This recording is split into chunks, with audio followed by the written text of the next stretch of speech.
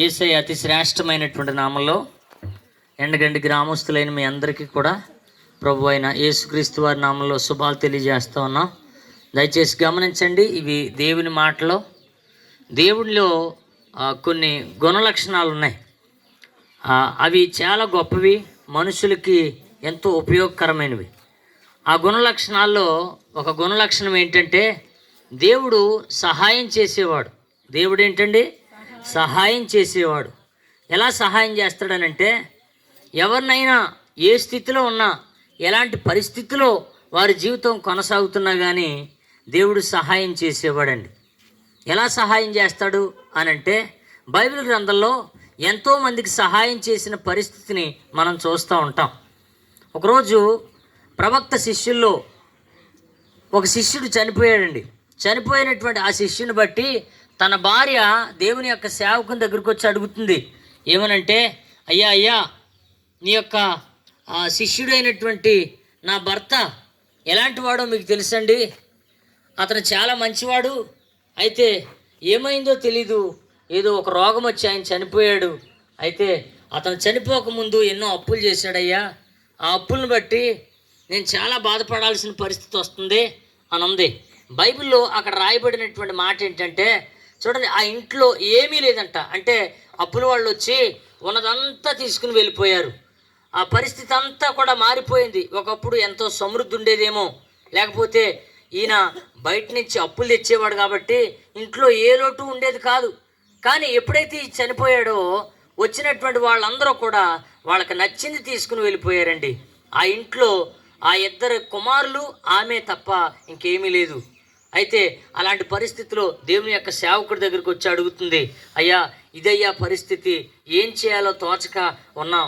ఇలాంటి బెంగతో ఆయన చనిపోయాడనేటువంటి బాధతో ఉన్నప్పుడు అండి, ఒక వ్యక్తి వచ్చి, నీ ఇద్దరు కుమారుల్ని కూడా నేను తీసుకుని వెళ్ళిపోతాను, నీ భర్త నా దగ్గర ఎంతో సొమ్ము అప్పుగా తీసుకున్నాడు అని ఆ మాట బెదిరించి వెళ్ళాడయ్యా అనే మాట దేవుని యొక్క సేవకుడితో చెప్పిందండి.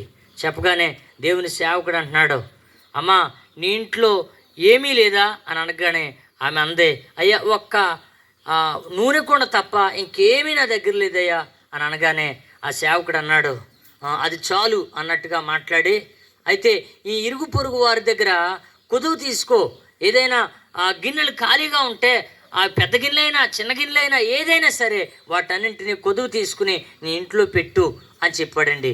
చెప్పగానే ఆమె చెప్పడమే తడుము వెంటనే మొత్తానికి ఆ ఇరుగు పొరుగు వాళ్ళందరినీ పిలుచుకుని ఆ యొక్క కుండలన్నీ తన ఇంట్లో పేర్చుకుందండి.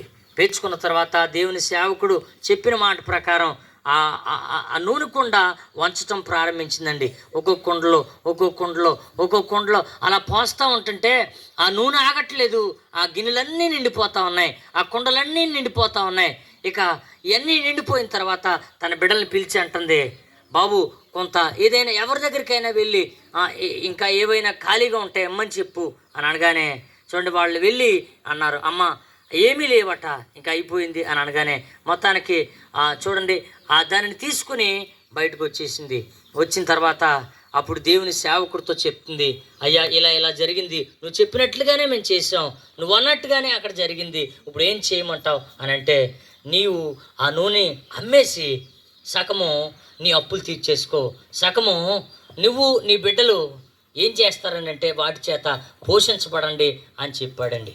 దేవుడు ఎంత అద్భుతంగా ఆ కుటుంబానికి సహాయం చేశాడండి. అవునండి, ఈ రోజుల్లో చాలామందికి వారి కుటుంబాల్లో వారికి ఉన్న ఆర్థిక పరిస్థితులను బట్టి చాలామంది అయోమయ పరిస్థితుల్లోనికి వెళ్ళిపోతూ ఉన్నారండి. రేపు ఏం జరుగుతుందో, రేపు ఎలా ఉంటుందో అనేటువంటి ఒకలాంటి ఆందోళన, కలవరం కుటుంబాలన్నింటినీ కూడా వేధిస్తూ ఉంది.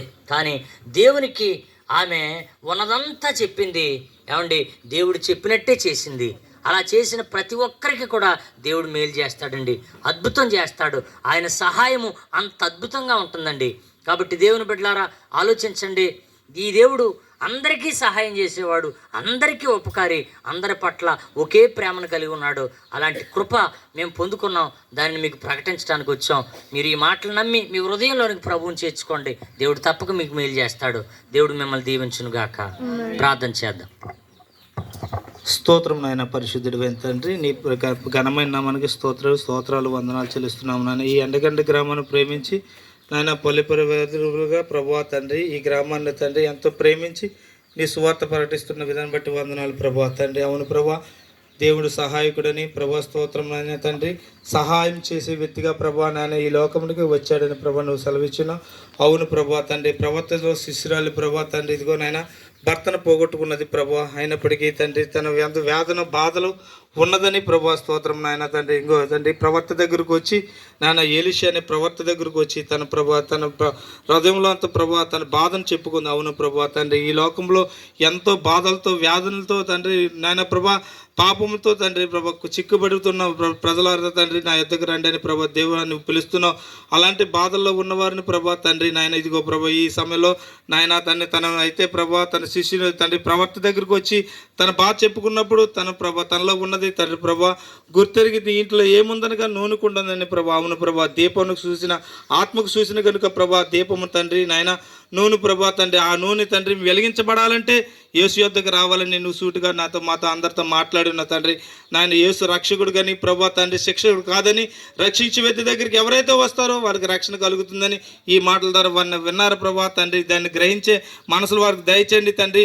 సహాయకుడిగా మీకు తండ్రి యేసు ఎల్లప్పుడూ తండ్రి మీ యందు ఉన్నాడు తండ్రి. ఈ సమయంలో తండ్రి అనుకూలమైన సమయం ఇది కనుక రక్షణ పొందినట్లయితే ఆ శిక్ష నుంచి తప్పిస్తాడని, ఆ బాధల నుంచి విడిపిస్తాడని తండ్రి నీ వాక్యం ద్వారా చెప్పబడుతుండగా ఆ మాటలు విని ప్రతి ఒక్కరూ తండ్రి రూపాంతరపరచబడినట్లుగా మనసు మార్చుకొని ఎవరైతే నీ వద్దకు వస్తారో వారిని రక్షించే దేవుడు, సహాయం చేసే దేవుడు అని నువ్వు సెలవిచ్చినావు తండ్రి. ఈ మాటలు విని ప్రతి ఒక్కరూ నేను చేర్చుకునే భాగ్యం దయచేయమని యేసుక్రీస్తు నామములో అడిగి వేడుచున్నాం తండ్రి.